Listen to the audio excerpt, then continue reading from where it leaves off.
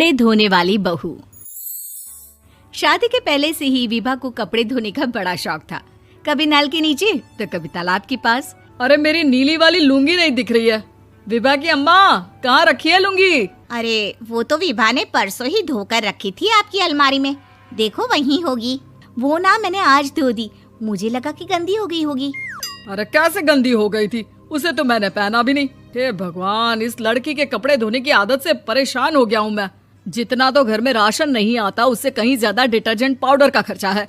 इसकी शादी करवा दो, शादी जाए अपने घर में ही करे काम, फिर चाहे घर के कपड़े धोने हो या पूरे गांव के। हाँ ठीक बोल रही हो, देखता हूँ मैं कोई लड़का। वो दिन भी आ जाता है जब विभा को देखने लड़के वाले आ जाते हैं। लड़की मुझे अच्छी लगी। होने वाली सास कहती है, बेटी अगर कुछ पूछना है तो पूछ लो। वैसे तो हमारी लड़की बहुत ही शर्मीली है, जो बोल दो वो मान लेती है, इसे क्या पूछना होगा। अरे कैसी बात कर रही हो माँ, मुझे इन लोगों के घर रहना है, सवाल तो कई है। हाँ हाँ बेटा, पूछ लो ना, क्या पूछना है। आप लोगों के घर कपड़े कौन धोता है? सास का मुंह बन जाता है। देखो, अगर तुम ये कहना चाहती हो कि तुम्हें कपड़े धोने नहीं आते तो सुन लो, कपड़े मैं ही धोती हूँ, लेकिन तुम्हारे आ जाने के बाद मैं रुमाल तक नहीं धोऊंगी। अरे चुप रहना भाग्यवान, बहू बेचारी घर आई नहीं, उसे डराना शुरू कर दिया। वो क्या है ना बिटिया, अभी तक तो ये कल्लू की माँ ही धोती थी, लेकिन अब तुम्हारे पापा तो दहेज में वॉशिंग मशीन देंगे ही।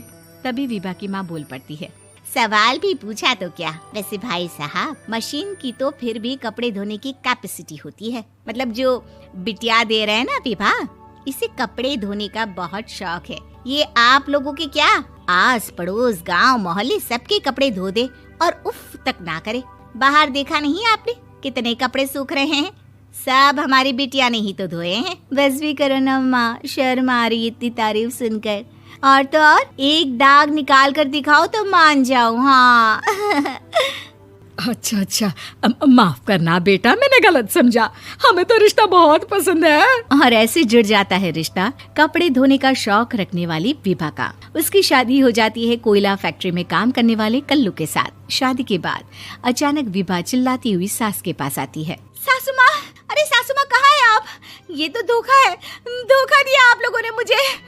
इसे ससुर के चक्कर के बारे में पता चल गया।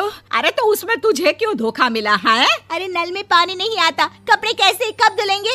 अच्छा, तू पानी नहीं आ रहा उसकी बात कर रही है। तो आपने क्या सोचा? कुछ नहीं। अच्छा, तेरी माँ ने कहा था कि कपड़े धोने का शौक है तुझे, याद आया मुझे। शौक बोलकर कपड़े धोने वाले मेरे जुनून को कम ना आके सासू माँ, कपड़ा धोना मेरा गुरूर है।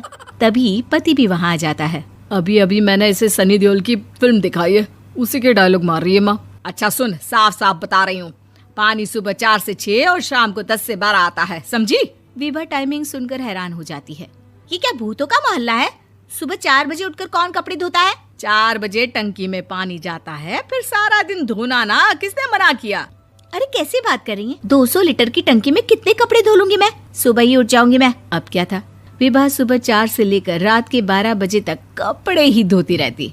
एक रोज सास पड़ोस से निकलकर कहीं जा रही होती है कि साथ वाली कहती है, हाँ कल्लू की माँ, जरा ये बताओ कि 2 साड़ी है, 2 ब्लाउज और एक पेटीकोट और एक नाड़े वाला लंबा कच्छा। हाँ तो? अरे तो क्या, कितना लोगी धुलाई ये बताओ। धोबन दिख रहे हैं हम क्या? हमारे पति सरकारी नौकरी से अभी रिटायर हुए हैं और बेटा सुपरवाइजर है कोयला फैक्ट्री में। धोबन समझ रखा है हमें। हाय रे कल्लू की अम्मा, माफ कर दो, वो तो मोहल्ले में यही सब बता रहे थे कि तुमने बहू को कपड़ा धुलवाने के काम में लगा दिया है। सास को पड़ोसन की बात सुनकर गुस्सा आ जाता है। वो घर पहुंचती है जहां घर के बाहर ही इतने सारे कपड़े सूख रहे होते हैं जितने कि किसी धोबन के घर पर। अरे ओ कल्लू की दुल्हन, बाहर निकल। माँ जी यहीं आ जाओ, बाथरूम में चादर धो रहे हैं हम। अरे अभी हम धोते हैं, तुमको बाहर निकलो। ये आस पड़ोस वाले बोल रहे हैं कि हम बहू से कपड़े धुलवा कर उसे कपड़ा धोने वाली बना दिए हैं। अरे छोड़ो ना माँ जी, किन लोगों की बातों में आती हो? आस पास के लोगों का तो काम ही होता है कि वो किसी तरह सास बहू को लड़ा दे। बहू सारे घर के कपड़े धोती है, ये क्या कम है? बोलिए। सास को भी लग जाता है कि वो बहू का ये सनकीपन नहीं छुड़वा सकती, इससे अच्छा है कि खुद ही चुप हो जाए। एक रोज सास और बहू मंदिर जाते हैं, जहाँ सास की साड़ी वहाँ खड़ी भीख मांगने वाली से मिलती है। माँ जी क्या बात है, आपकी साड़ी उस भिखारन से कितनी मिल रही है ना? हाँ हाँ देखो तो, दोनों की साड़ी मिल रही है। क्या बात है कल्लू की अम्मा, तुम खुद को तो अफसर की बीवी बताती हो और ऐसी सिंपल सी प्लेन साड़ी पहनकर घूमती हो। सिंपल और प्लेन नहीं है ये साड़ी। तो क्या सोने के धागे से फूल बने हैं? कुछ भी सासू माँ, कुछ भी। हाँ बने थे इस साड़ी में सोने के धागे से फूल। मेरे पति लेकर आए थे मद्रास से स्पेशली मेरे लिए 10,000 की।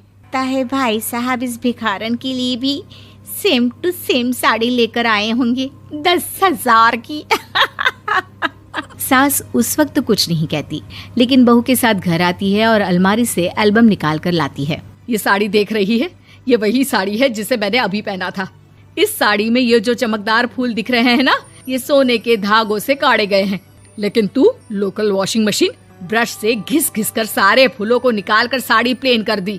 मुझे माफ कर दीजिए सासू माँ। और तो और, जब मैंने तुझे तेरी गलती के लिए कुछ नहीं कहा, लेकिन तूने तो सबके सामने मेरा मजाक ही बना दिया। क्यों? बहू को समझ में आ जाता है कि अब से उसका कपड़े धोना बंद।